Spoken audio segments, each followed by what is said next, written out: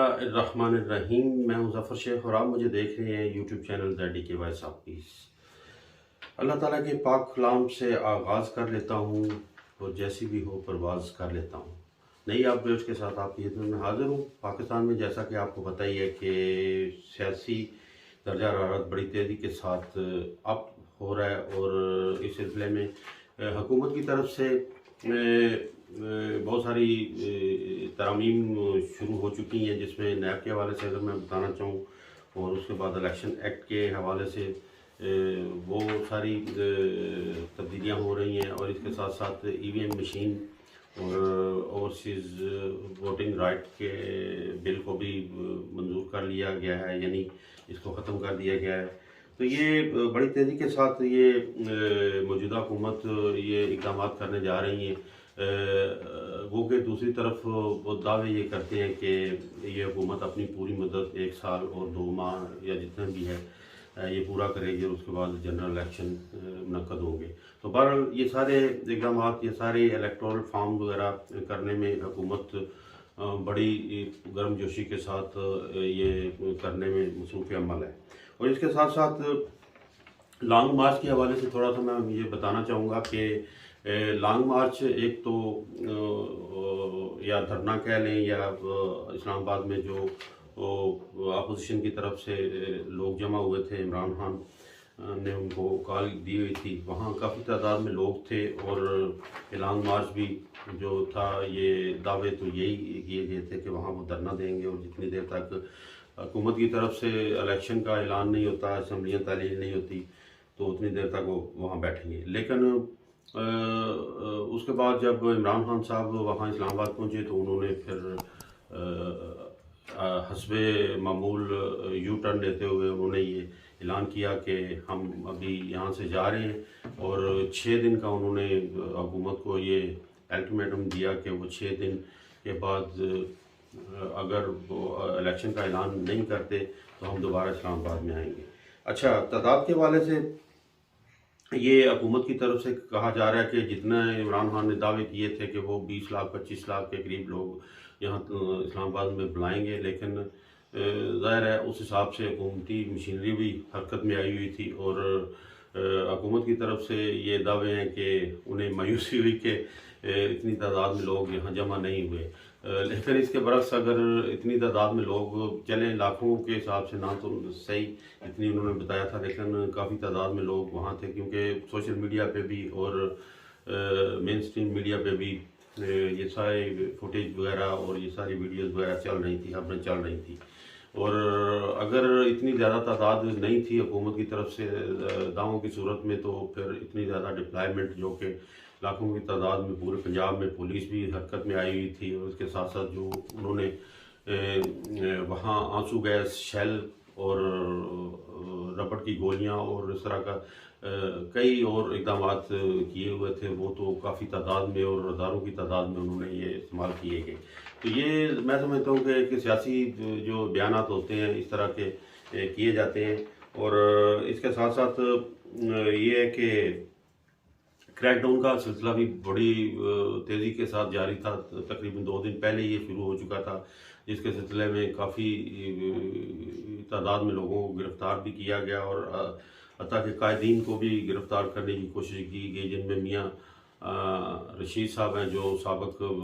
Opposition के Punjab assembly के वो लीडर थे, उनको गिरफ़्तार किया गया और एजाज चौधरी जो सेनेटर हैं उनको गिरफ़्तार किया गया। डॉक्टर यास्मीन राशिदा साहिबा उनको भी गिरफ़्तार करने की कोशिश की गई और इसके साथ साथ हमाद अज़हर, उमर अयूब ये ज़ख्मी भी हुए इस लॉन्ग मार्च में मजम्मत की सूरत में। तो मैं ये समझता हूँ कि ये तारीख़ में इससे पहले इस तरह का क्रूशल क्रैकडाउन नहीं किया गया जितना इस दफ़ा ये देखने में आया। तो सोशल मीडिया की तरफ से भी, इलेक्ट्रॉनिक मीडिया की तरफ से भी और प्रिंट मीडिया की तरफ से भी जो खबरें गर्दिश कर रही थी उनमें यही बताया जा रहा था जो हुकूमती तरफ से जो तजियाकार थे, तबसा का निगार थे, वो हुकूमत के कलमे लाते रहे और उनकी तरफ से वो सारा तबसरा करते रहे और जो मैं समझता हूँ क्रेडिबल और पेटेंट किस्म के जो तबसरा निगार थे या तजिया निगार थे वो वो अपने तजियों से गैर जानबदार होकर, न्यूट्रल होकर वो तबसरे करते रहे कि इस सारे लॉन्ग मार्च की सूरत हाल किस तरह से होने जा रही है, किस तरफ बढ़ रही है। अच्छा, उसके बाद फिर ताकतवर हलकों ने, जिसमें सुप्रीम कोर्ट ने ख़ास तौर पे ये स्टेप लिया और उन्होंने ये पैगामात भेजे कि दोनों तरफ से चंद अफराद को मुकर्रर किया जाए और वो उनके साथ डायलॉग करें और किसी नतीजे पर पहुँचे, क्योंकि इस तरह की सूरत हाल में हुकूमत की तरफ से फ़ौज भी बुला ली गई थी, रेंजर भी बुला ली गई थी रेड जोन के एरिए में। और मैं समझता हूँ कि अगर इमरान खान ने वहाँ पहुँचकर ये अक्लमंदी का ये मुजाहरा किया तो ये सही ठीक तरह से उन्होंने फैसला किया, क्योंकि वो ये महसूस कर रहे थे कि अगर वो वहाँ ठहरेंगे इस्लामाबाद में तो फिर आवाम और पुलिस और रेंजर या फौज के दरमियान खुदा न खास्ता तलखी पैदा हो सकती है और सूरत हाल मज़ीद बिगड़ सकती है। तो इस वजह से भी उन्होंने ये फैसला किया। और दूसरा ये कि ख़बरें ये भी गर्दिश कर रही थी कि ताकतवर हलकों की तरफ से उनको कुछ ये वादा किया गया कि आप यहाँ से बस ख़त्म कर दें अपना धरने को या लॉन्ग मार्च को, तो कुछ ना कुछ बातचीत हो जाएगी, फैसला हो जाएगा कुछ ना कुछ। इस वजह से भी ये कहा जा रहा है कि इमरान खान साहब ने ये 6 दिन का क्या अभी देखते हैं कि इमरान खान ने पहले भी बयान दे चुके हैं कि वो बिल्कुल एतबार करने के लिए तैयार नहीं है, हुकूमत की तरफ से भी और ताकतवर हलकों की तरफ से भी। लेकिन देखें, अभी मैं समझता हूँ कि सियासत में हरफ आखिर तो नहीं होता और सूरत हाल को देखते हुए जो सियासतदान, समझदार सियासतदान होते हैं, अक्लमंद सियासतदान होते हैं, वो वक्त की नज़ाकत के मुताबिक फैसला करते हैं। तो इमरान खान को भी ऐसे ही मैं समझता हूँ करना चाहिए और इंतज़ार करना चाहिए। अभी 6 दिन का टाइम है, जिसमें 2 दिन तो गुजर चुके हैं जब मैं ये वीलॉग कर रहा हूँ। 27 मई और 2022 और जुमे का दिन है और दिन के 11:30 हुए डेनमार्क में और पाकिस्तान में 2:30 का टाइम हुआ है, 3 घंटे वो पीछे हैं जिस वक्त मैं ये वीलॉग कर रहा हूँ। और इस सिलसिले में ये भी एक खबरें गर्दिश कर रही हैं कि इमरान खान साहब को सुप्रीम कोर्ट की तरफ से ये हुक्म मिला था कि वो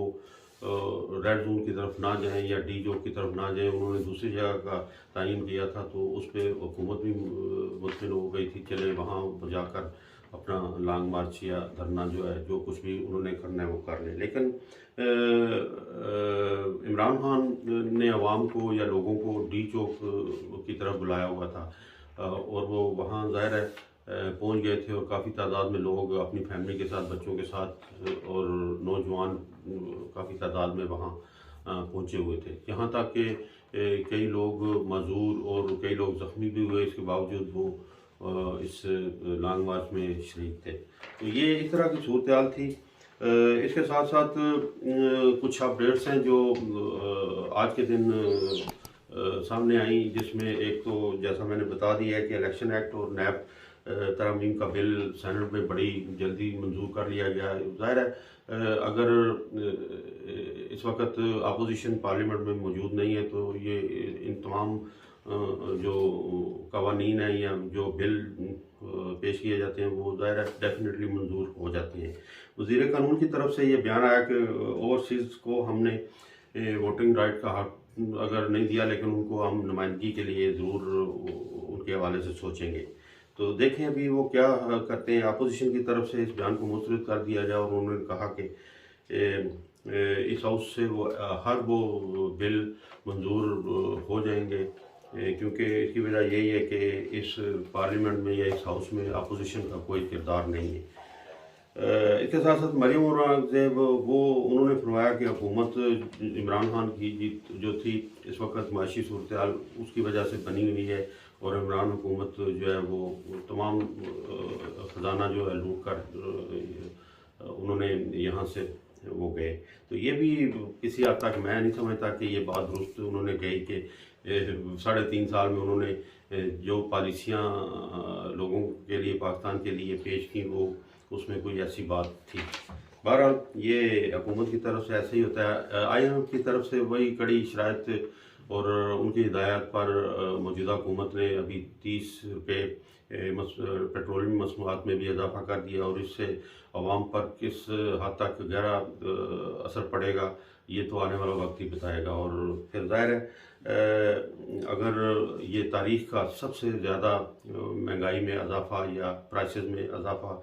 बताया जा रहा है तो इसका इम्पैक्ट भी बहुत ज़्यादा पाकिस्तानी मईशत पर पड़ेगा और पाकिस्तानी अवाम पर भी पड़ेगा।